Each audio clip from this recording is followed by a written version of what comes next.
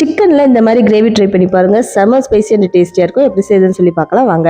2 பெரிய வெங்காயத்தை ஸ்லைஸா கட் பண்ணி எண்ணெயில நல்லா ஃப்ரை பண்ணி தனியா எடுத்து வச்சுக்கலாம். இப்போ கிரேவி ரெடி பண்ணிடலாம். கடாயில எண்ணெய் சேர்த்து சூடானதோ 2 பெரிய வெங்காயம் கூடவே 3 டேபிள் ஸ்பூன் இஞ்சி பூண்டு பேஸ்ட் போட்டு பச்சை வாசம் போற அளவுக்கு நல்லா வதக்கிட்டு வாஷ் பண்ணி வச்சிருக்க சிக்கன், தேவையான அளவு உப்பு, கொஞ்சமா மஞ்சத்தூள் போட்டு மசாலா சிக்கனோட சேர்ற அளவுக்கு நல்லா சுருள வதக்கிட்டு ஒரு 5 மினிட்ஸ் மூடி போட்டு வேக விடுங்க. சிக்கன்ல இருக்க தண்ணிலாம் இறங்கி வந்துடும். இப்போ மசாலா ரெடி பண்ணிடலாம்.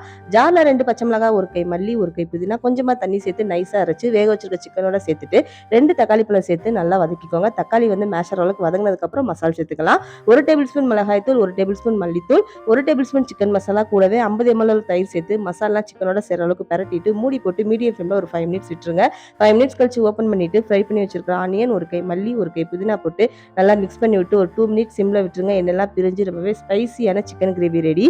கீ ரைஸ்க்கு செம காம்பினேஷனா இருக்கும். சப்பாத்தி, நான், ரொட்டி எது கூடனாலும் சாப்பிடலாம். நீங்களும் இந்த ரெசிபி ட்ரை பண்ணிட்டு எப்படி இருந்துச்சு எனக்கு கமெண்ட்ல சொல்லுங்க. Saturday recipes YouTube channel subscribe பண்ணுங்க, சப்ஸ்கிரைப் பண்ணிக்கோங்க.